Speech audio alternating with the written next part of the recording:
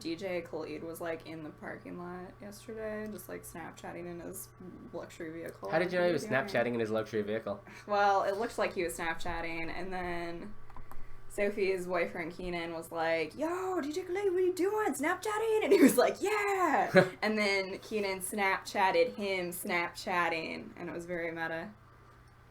Hey guys, what's up? Hey. I'm here with special guest Rose.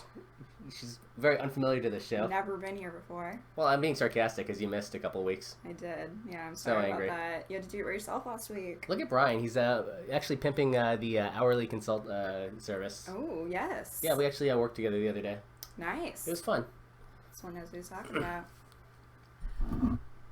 So what are we doing today? What's up? We got some exciting stuff today. We got Wasif Zaman back again. You may remember him as the guy who wrote that horror movie. Yes. About the ballerina who gets menaced by a shadowy lady. Yes, yes, yes.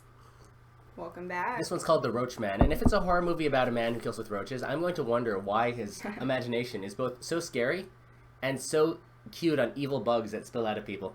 Cockroaches are the worst, though. That's so scary to me. Did you know that if there was a nuclear bomb, there would, the only thing that would survive are cockroaches and lobsters? And then they'd probably mutate and become giant and take over the world and be the next, like, main race. Wasif says, hey, you said to find my inner self. No, that's good. We all have, like, fetishes. Not fetishes, but, you know, it's like a fetish, but not sexual. Like, some people really like knights and wizards. Some people really like dance. Some people really like cowboys. I've always tried to do that.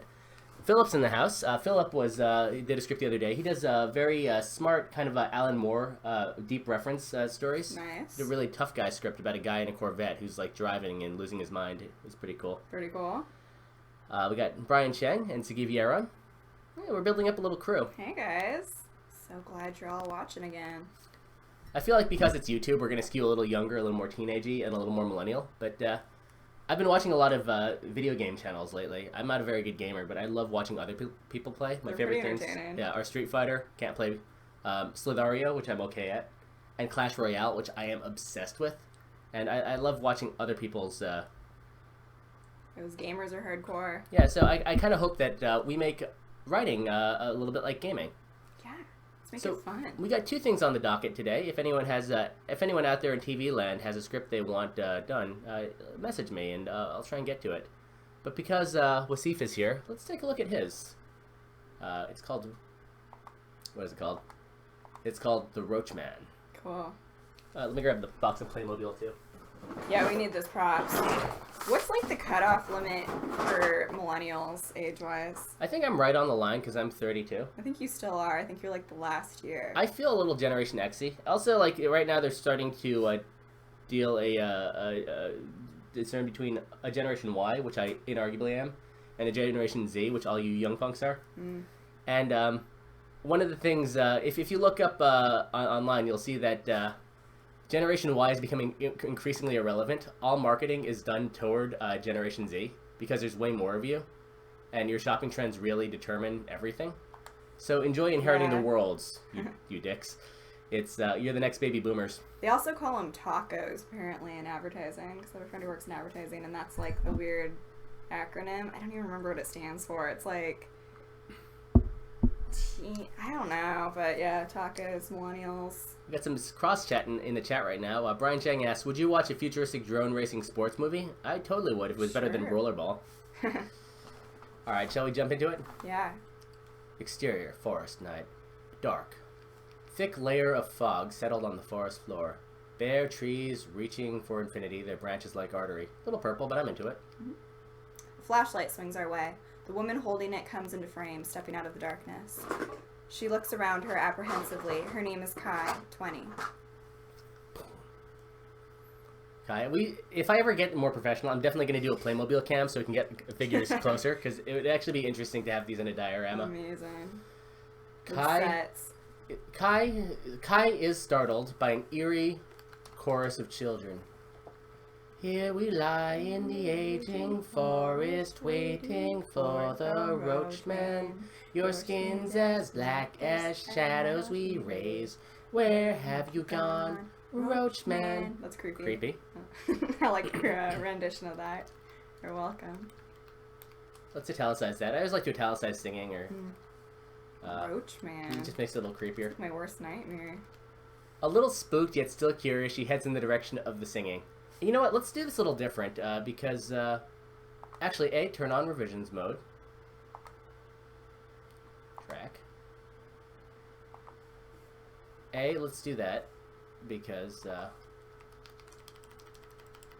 I notice people like it when the red goes on. And B, rather than just change it, I want to do a two-step thing. Mm-hmm. You'll see what I mean in a sec.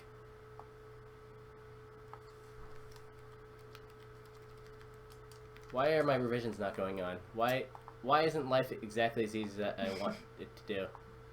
Alright, isn't things working out perfectly? Done. Have you seen that meme that's like when you're trying to stay positive, but then a seal takes a bite out of your head, and it's like this fish with like half its head? I don't know. I thought it was so funny. It's like the stupidest thing. Brian Cheng is mentioning a possible action movie with the pizza guy. I remember there was a very bad direct-to-video movie called Pizza Man. And also, that's sort of the premise of 30 Seconds or Less. All right, first thing. Oh, yeah. A little spooked yet still curious. She heads in the direction of the singing. Bullshit. I would be terrified. I would not go towards little children singing. Why is she going towards this obviously wrong thing? Although I get that it's a horror movie. Yeah, in defense, every horror movie I've seen, I think that at some point, it's like, why are you going in the house that's completely trash because someone just broke in and calling, is anyone there? Like, you would never do that, but it does happen in every horror movie. Okay, Wasif says it's a dream sequence. All right, okay. That's fair. Okay. You really like starting with creepy dream sequences. I think we found dreams. your leitmotif. It's cool. Kai keeps walking, narrowing her eyes. Cockroaches brush past her feet on the floor. She doesn't notice. Here we die in the hazy forest, and we'll see the roach man. You'll raise your head and... This is not very musical. When will you come, roach man? Alright. Finally, Kai starts to make out 4 figures. 3 of them are small children. An older man in a tuxedo faces the kids like a conductor. Ew. Hello? The man walks away without turning to Kai and soon disappears into the darkness. Yeah, Brian says everyone has a thing. I like very terse things and also observational things like, you said that really weird, says a character. You're very observant, says another character, and it's just an easy joke and it fills up space. Yeah, that's funny. The children stand motionless with their faces to the ground. 2 girls, 1 boy in the middle. Printed with an unregistered version fade-in. Dude, get up your writer duet game, or register your fade-in. If you're really broke, I apologize, but I mean, come on. Well, isn't Writer Duet free? Writer duet is free. Yeah, it's a good one. And it looks exactly like Final Draft, no one can tell.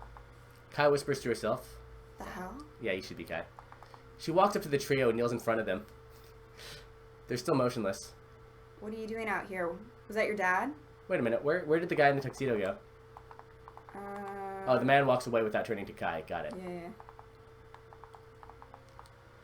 The boy looks up, the only one to do so. His face is expressionless. Then he grabs Kai's face and kisses her right on the lips. Kai pushes him away, jumping up. Jesus Christ. I find that really interesting for some reason. Yeah. That's so it's wrong. Unexpected. It's just really wrong in every way. The boy looks at her blankly. His voice is monotone. You taste like smoke. Creepy. The boy smiles and without warning snaps his own neck with his hands. He falls to the floor dead. I like this. It's creepy. Oh, yeah. It's just like things that I don't see coming keep happening, which is great. You're good at imagery. Mm-hmm. That I really like. If this was in a music video, or if you're shooting this as a student film project and did it exactly like this, everyone would think you were some sort of twisted genius. Yeah, I like it. Also, hello to VMK Trues, who says that Writer Duet is free and perfect. And Taiwanese Brian Cheng says Writer Duet student discount, because I know for a fact that my friend Guy Goldstein, who created Writer Duet, was kind enough to offer Brian a student discount. Amazing. For Correct. the pro version? Yeah. So the normal version's free, and then the pro version is like $80. Yeah. The girls come alive. They're twins. Their faces are devoid of emotion as they open their mouths, and a torrent of cockroaches tumbles down onto the floor. Kai, still screaming, snaps out of her trance, runs for it. She falls to the floor because her legs are now brown, hairy, and spindly. The rest of her body twists and morphs. She's turning into a giant cockroach. Creepy. Alright, let's discuss the scene. My initial question was, why is she going through this? But, it's a dream. You get a buy there. Even if it is a dream, I suspect that this would play better if she like was trying to get away and accidentally ran to it, because it doesn't raise the question. Like something is chasing her. And yeah, like if you're in my apartment, no one's here. You're like, I gotta get out of here. But then you go out and like there's a kid right behind you. Hello, where are you going? You seem a little smarter because you tried to get out of the creepy thing, not run closer into it. Yeah. I don't know, but that's neither here nor there. That's very optional. Do you know what I like about everyone is showing off that they took an English class in high school and saying it's like Kafka. Yes, guys. Yes, it is. Do you know what I like about your style, Wasif? Ordinarily, I do that bullshit exercise where I'm like, if I gave this script to Tarantino, Nancy Meyers, and Robert Rodriguez, they'd all have a different take on the concept. What's your take? But like I could actually your impression of yourself. Yeah, I could actually do an impression of you because it's bugs falling out of people's mouths. So the fact that you actually have an ethereal voice at the age of 18, you just had a birthday, is actually pretty impressive. Because I still don't have as strong of an ethereal voice as you do. Yeah, so, I'm trying to think of what mine is, and it's just, I don't know. Honestly or politely. Moving on. Interior. Kai's bedroom night. Kai jumps awake, sweating and breathing heavily. She checks her pulse with 2 fingers on her neck. That's such bullshit. Yeah. I don't know if I'd ever do that. What a nightmare. Let's check my Fitbit. Yeah. Bullshit detector engaged. Once she's calmed down, she looks over to her nightlight. A happy, glowing canary. That's cute. Kai then hears crying from the other side of the room. Kai waits a few beats before she gets up and approaches a crib. Inside the crib lies a beautiful baby boy named Jewel. Kai, weirdly stoic, picks him up, cradling him. Is this a hippie family? Yeah, this sort of takes me out of it.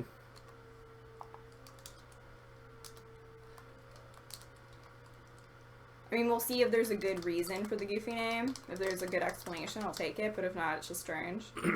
Yo, Taiwanese, you and Wasif should be friends. It's not everyone is a teenager who does screenwriting. I actually know a couple more. We should all get. Like, I actually have 2 clients who are teenagers. I'm going to I'm going to send out an email and see if you kids want to do a screenwriting group because it's a good idea. Yeah. Also, like, I get the feeling you're both like smart, geeky kids in your class, so it'd be nice. It would be nice if you guys met and fell in love and wrote together. I love it. The goofy name takes me out of it, in the same way that Roachman is a better name than Dildonicus. It just kind of kills the fear. Oh, that's a name. Jewel is sort of a goofy name for a boy. Kai approaches a cashier, female mid-40s, with stuff like... Let's get rid of stuff like. We save a line. Lines are your mana. You want to use as little mana for as much effect, and stuff like is not... The cashier glances at the baby stuff, offering a sincere smile. And I can use baby stuff, because that's nice. Yeah. I like that. We get this. Rather than she's from the Midwest, try when she speaks with a Midwestern accent.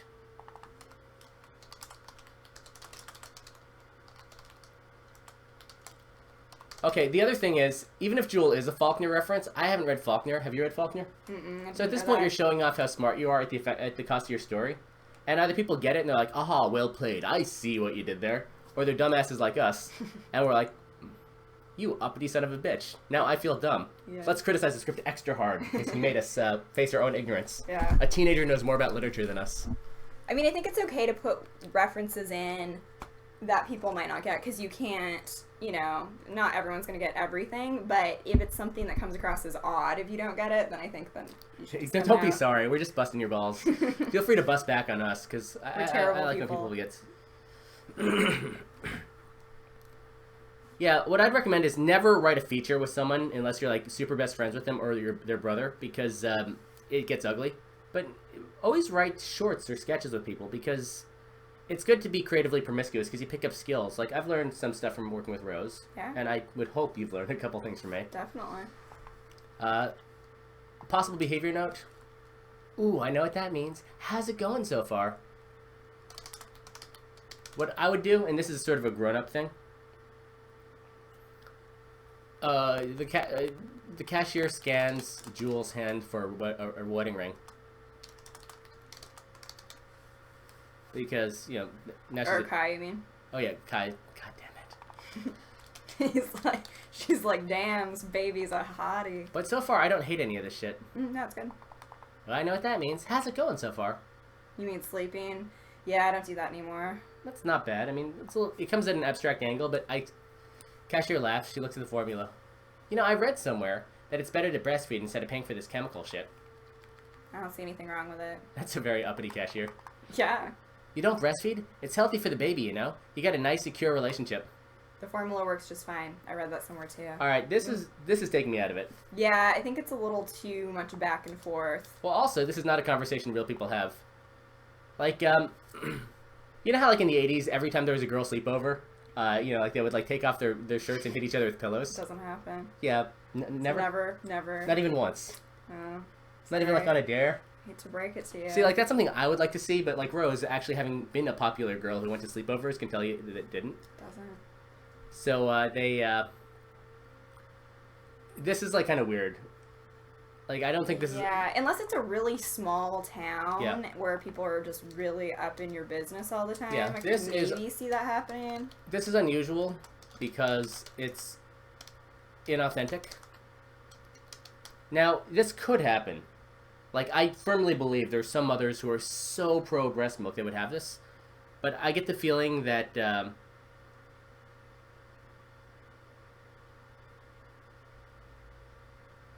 I get the feeling that you're not sure how unusual this is. Oh, snap.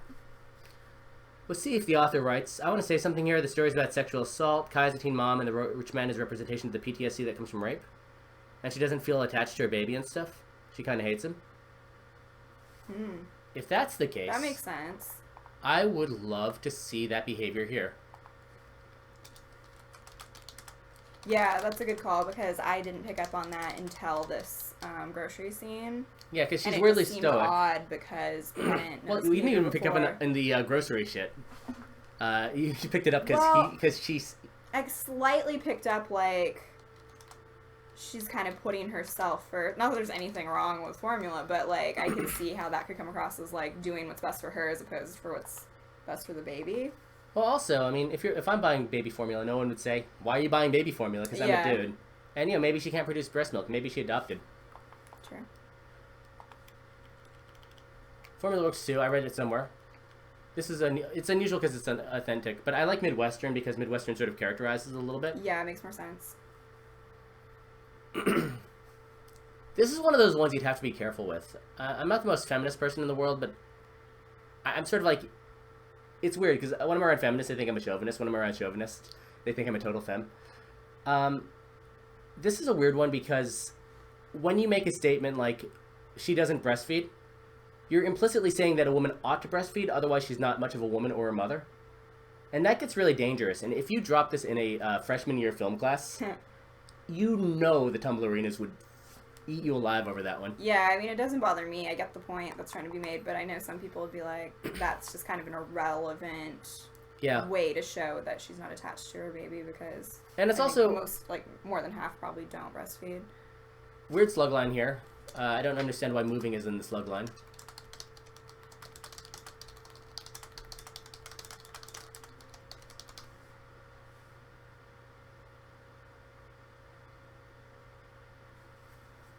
Do you know what you don't ever want to... There's a feminist saying called check your privilege. And what I kind of take that as do your research. Because you don't ever want to sound authoritarian, you know, like an authority on either rape survival or breastfeeding. When, you know, if you're a straight white man, you might be a girl, I don't know. But if you are a guy or a minority guy, you probably don't know about these things. So this is the kind of thing where you might want to do research. Interior, subway moving. Well, technically...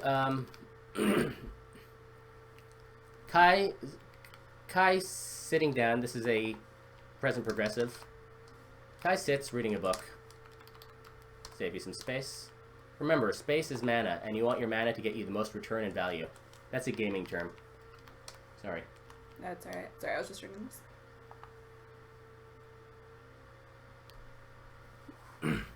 Oh yeah, Brian Chang is saying yomi, yomi, yomi, yomi. The other day when I did a session, I was saying how yomi is the idea that you know that I know that you know. It's like that episode of Friends. Yeah. They know that we know that they know they know. Like, whatever. Go with me on this. Let's play rock, paper, scissors right now. 1, 2, 3, shoot. Okay. 1, 2, 3, shoot. Alright. I win. Why? You played paper and I played rock. Why? Because we both know that's the rules of the game. Yeah, because I know that I'm going to play rock because that's the easiest thing to do. But you probably knew that I was going to play rock, so you played paper. And then if I'd been thinking ahead, I'd be like, well, she's going to go counter. And I should have played scissors to play the paper, but that would have gotten... So I was on... The smartest move is either to play rock or not play rock. Mm-hmm. And, so you can get all up in your head. Because I outsmarted myself by playing the simplest thing. Because I thought you might, double down. Right, because you can assume what they will do or what they could do to trick you, but you don't know which one it's going to be. Mm-hmm. I have researched PTSD, yes. Oh, and that partum thing. The fact that you said that partum thing says that tying the roaches to common symptoms of postpartum depression, yeah, that would be called mapping, VMKU Tuesday. And if you map that, the payoff would be much stronger. Yeah. This is not a bad idea. But I'm just saying that this right here, it's kind of a quirky little... Imagine me telling me what my shit is. That's me yomiing into a feminist. Mm-hmm. And I think I'm right. A large man sits next to her. Kai moves over a little too quickly. That's good behavior. Mm-hmm. That makes me wonder what's going on with her. She takes her keys and holds them in a fist. Rich eggs sticking out of her fist, fingers just in case. I might want to see the man's reaction here.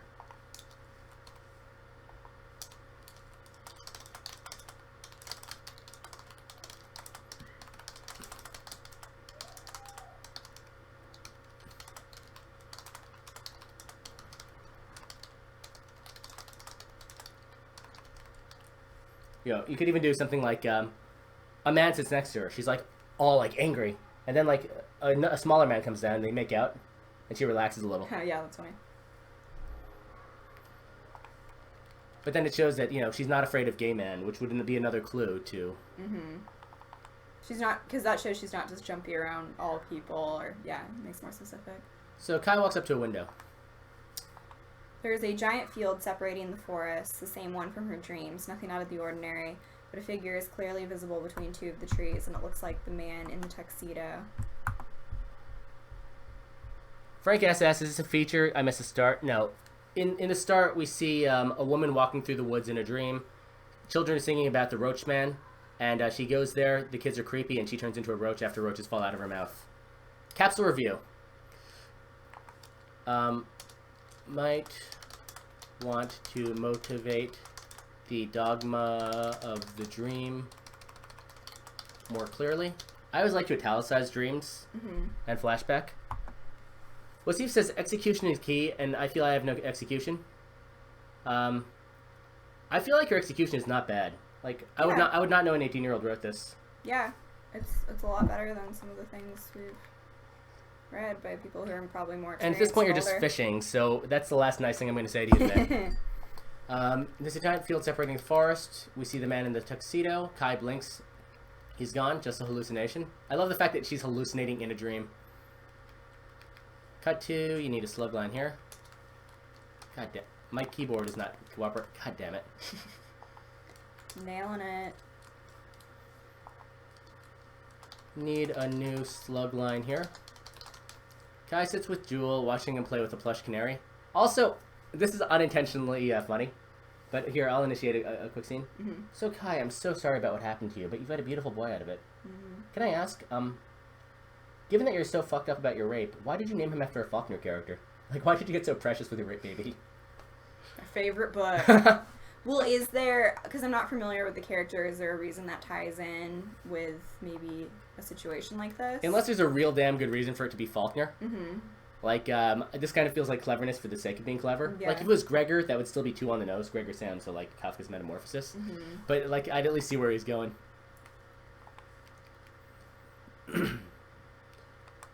He has a plush, watching him play with a plush canary. Jewel, okay, so I'm seeing that Kai really loves canaries. Yeah. He has its head in his mouth.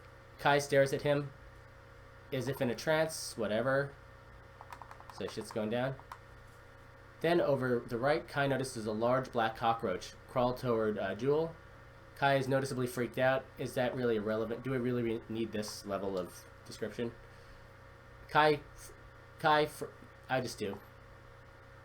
Kai freaks out. So looks around for something to swat until Jewel takes the cockroach and puts it in his mouth. Ew. That's such a kid thing. I actually like that. Yeah. This cute little baby is like, toy. Yeah. Ew, gross. Love. That's realistic. That's disgusting also, and I love it.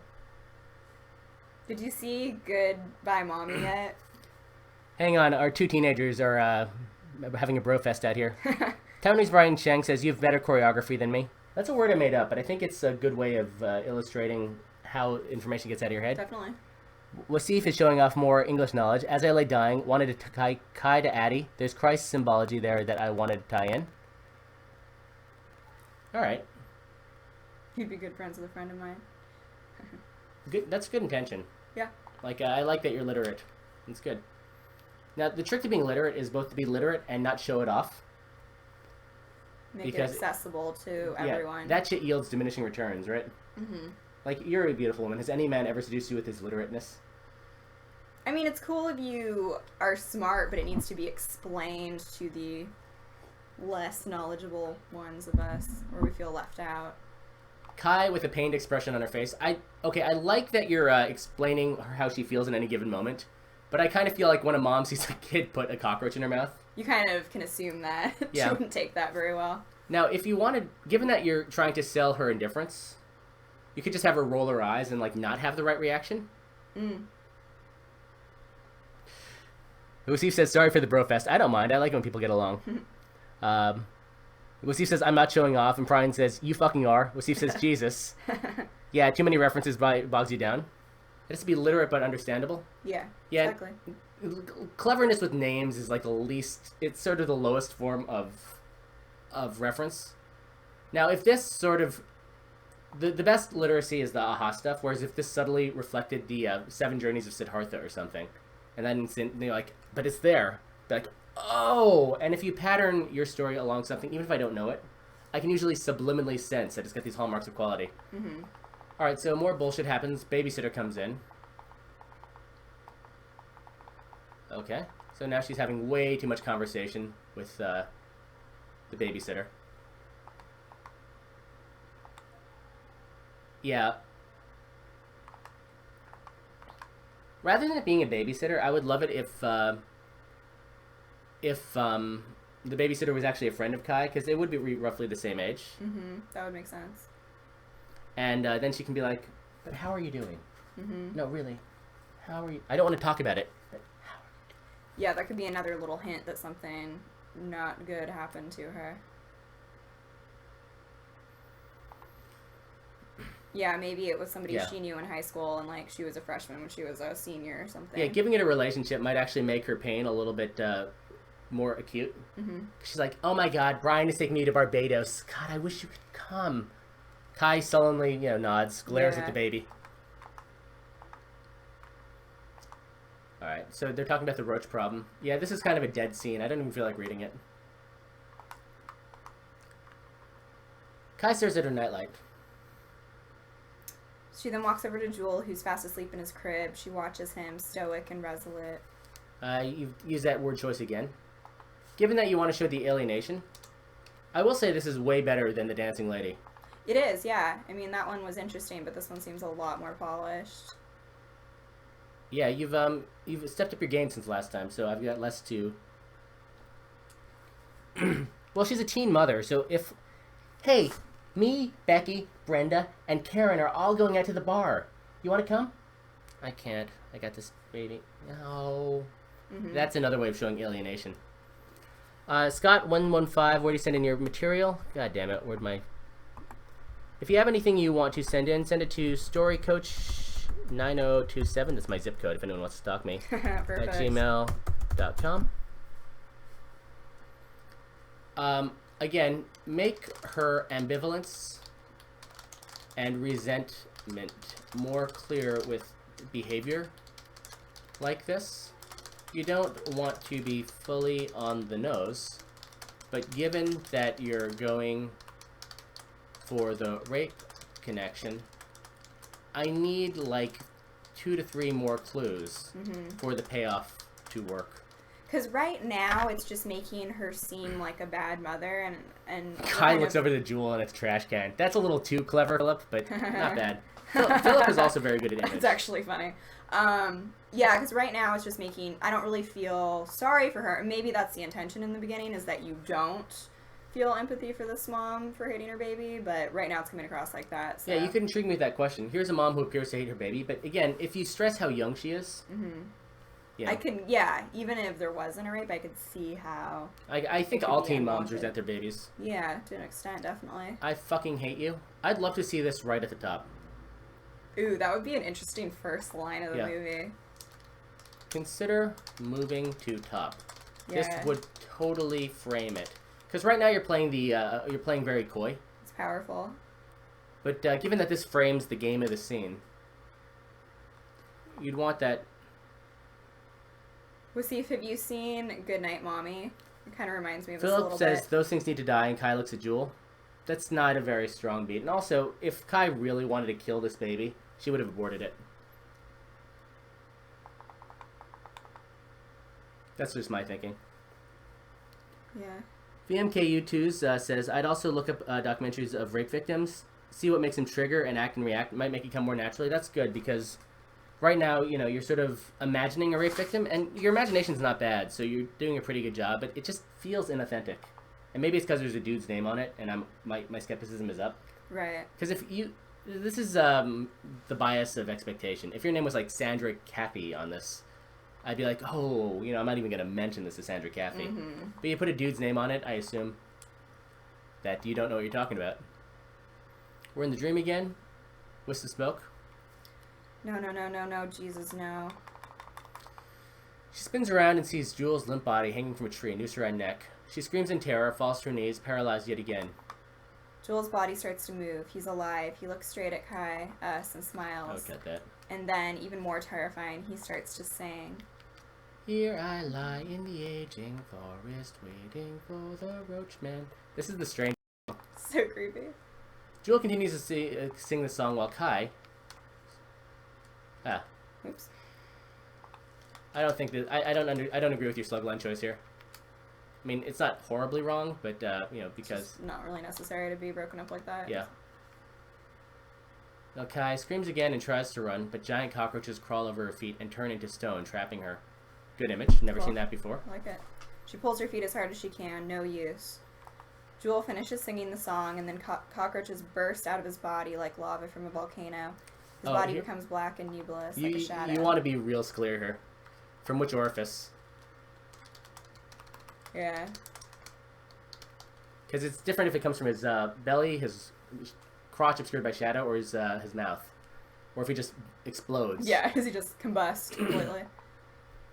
Jewel, now a black, wraith-like figure, continues to slim down and grow taller. He's about the size of a man now, with 2 antennae pointing out of his head. Millions, billions, trillions of roaches flood the ground like water. Then out of the blackness steps out the man in the tuxedo, the roach man. 2 glowing red dots. There's no way there's trillions of roaches. Yeah, that kind of takes me out of it.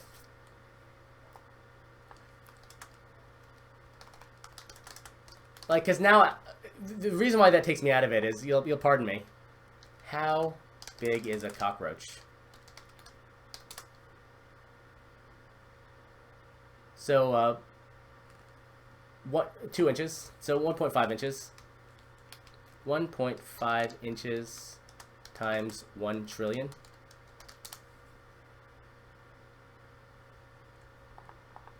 .5 times 1 million, 1 billion, 1 trillion. Yeah, I think so. Oh no, god damn it! But you see why just as we're getting to your climax, rather than being invested in your shit. So okay, that would be 1.5 trillion divided by 12. I want to know how many cubic feet of cockroaches just came out of this. And I know this is not where you want my attention right now. This is where Matt's mind goes. And let's see, divided by 12 again. It's enough to cover the face of the world. Let's just say that. I really need a new computer. That's it. Anyway, it's a number I can't even read, but you just, like, did a football stadium worth What's the E10? I have no idea. Oh, that's the remainder. Well, rather than that, the torrent of roaches flood the ground like water. When something is inordinate, what you're really saying is this is an inordinate amount of roaches. You couldn't count it even if you wanted to. Mm-hmm. Then out of the blackness steps the man in the tuxedo, the roach man. You should really make this more clear at the top. If M in T is the same as TRM, make that clearer up top. 2 glowing red dots where eyes would be, and glowing red X where mouth should be. Do you play a lot of video games? Your bad guys always look like video game characters. The outlines of his face are always in movement. Roaches crawling over him are giving him form. So, are you saying he's a composite character made of bugs? Be clearer. Yeah, because I'm picturing just a cockroach face on a man's body. But I don't know if that's what you're going for. I got some smart kids here. I know. Why are they smarter than us, Matt? Because they're in school and they make you learn useless bullshit. And then gradually, as you get older and more druggier like us. Forget it all. Also, composite character named made of bugs is sort of a trope. So, you know, I wrap my head around that. The X over his mouth stretches into a smile. The roach man speaks, his voice like that of a group of demons. I get that. That's purple, but I do understand what that is. I like it. Hello there, beautiful. Laughing maniacally, the roach man opens his chest momentarily, showing Jules' cold and hollow face before closing it back up. Oh, you know what? Okay, this is bad choreography. We found something to attack, and we're just going to attack this all day long. Yeah, that's not what you want, but that's what Rose saw. Yeah. Okay, here's what I don't get. We had Jewel hanging from a tree. I'm dead. Then, boom, roaches pop out of his body, flooding like a torrent. Then the roachman steps out from the roaches, and then he opens his chest, showing Jewel's body within. Now, my question is, how did Jewel's body, which turned withered and black, get from the tree over the flood of roaches into the chest? What I might do is, here's Jewel, his body erupts into roaches, becoming a withered shell, just turning into just a flood of roaches. The roaches come like a tidal wave over the floor, and then they rise up like a column, and the column becomes the roachman, forming, and then when the roachman opens his heart, we see Jewel within. Mm-hmm. That is how I would do that, and you could make that a little more linear. Yeah, I like if that. that's not what you want, be clear. Also, last time we saw Jewel, he was black and withered, so I don't understand. I mean, obviously it's a dream sequence, so it can be as bizarre as you want it to be, but yeah, it kind of just gets me in my head for a second. Well, what I just pitched takes the ambiguity out of the choreography. Yeah. Jewel does not dissolve into roaches, my friend, because you never stated that he did. Unless you did. Let's see if I'm not being an asshole here. Jewel sings, erupts, bursts out from his body. He becomes black and nebulous like a shadow or wraith. Now black wraith like slimmed down. He's the size of a man. Oh, yeah, yeah. If Jewel dissolves into roaches... God damn it. God damn it. If Jewel dissolves into roaches, say so. Oh, see, the roaches slip up through the noose. If that were in the script, I would see roaches slipping through the noose. Yeah, I should just say that. That's a cool image, and it makes it super clear. You love having characters discuss things in dreams. God damn it.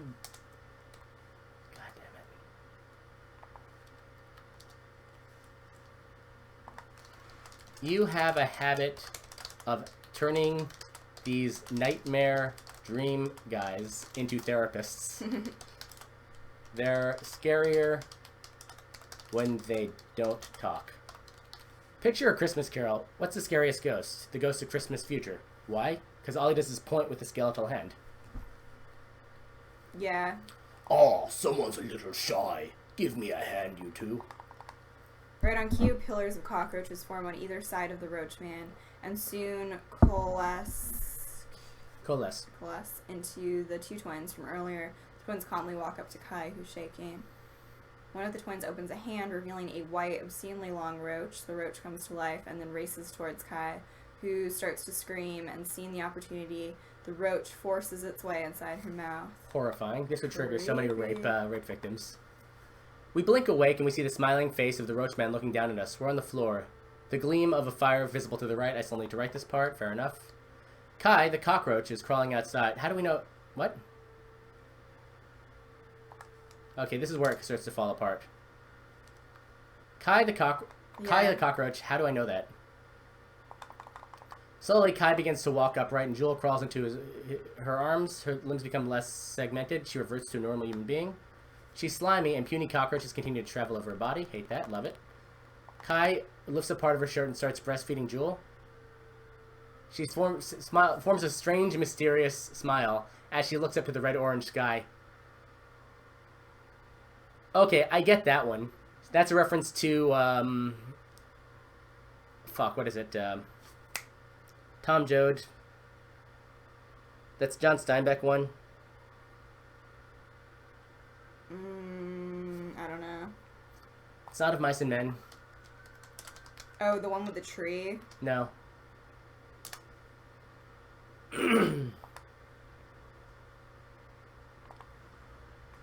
Grapes of Wrath. Oh, yeah. I wouldn't have picked up on that, but good one. Yeah, Grapes of Wrath ends with Rosa Shard nursing a stranger's baby, a mysterious smile on her face, red-orange sky. That's where your literacy is kind of screwing you over. Now, my overall question here is, if Kai is a mother who is so messed up about being a mother that she can't breastfeed her baby, but somehow a dream where she gets raped in the mouth by a giant cockroach allows her to breastfeed and be a mother, I don't understand how that transformation took place. Yeah, same. I think there needs to be some pivotal moment that's a little clearer as to why she had this change of heart. I mean, I guess what I'm gathering from it is that she finally faced the cockroach man, and they finally interacted, and it freed her. Like, she faced her trauma. I would like that more if I knew more about the trauma, and that's why making the babysitter someone who knew about the trauma could frame what happened to her, even obliquely. Yeah. And what she ought to do. I think that some people will still miss Lucy yells, John great. Steinbeck, Grapes of Wrath. He was 30 seconds behind. She got to kill the roach man. I mean, I get that. I think it was just that it needs to be clear what happened. Yeah. Because I get the gist of it, but I might not be sure, and I think you want to make the whole rape incident more clear. Yeah. You're leaving a lot to abstraction, because the audience might not know about the rape because you made it a little too subtle. Yeah, exactly. Also, the I hate you should be moved to the first scene, because her hating her baby, that would be a better, if you made that clear at the top, you would intrigue me with, why does she hate her baby? Because right now she just seems like a messed up chick. It also may, I don't know, one way to show it, if you don't want the babysitter to straight up state it, is maybe having, like, flashes of the rape in the dreams. Her defeating the Roachman is symbolic of the inner transition. She realizes Jewel isn't evil or anything.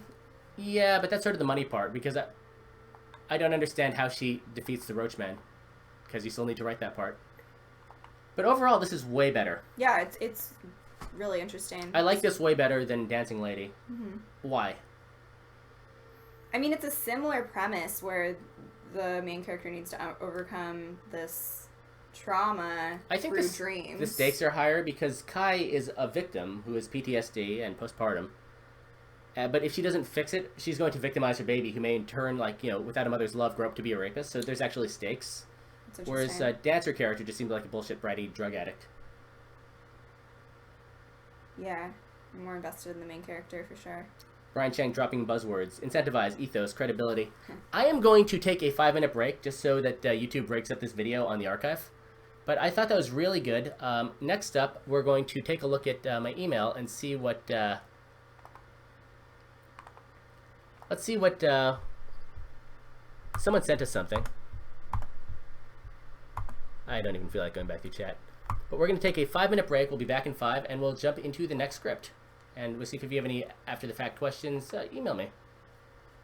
Back in 5. Also, check out my website and follow me on Twitter. Blah, blah, blah. Where's my water at? There it is. Yeah, I was in this really bad... There was, like, dance, theater, visual arts, like, all the different arts at the same camp. And I was in a visual art one, but it was awful. I hated it. And I was like, Mom, I don't want to do this.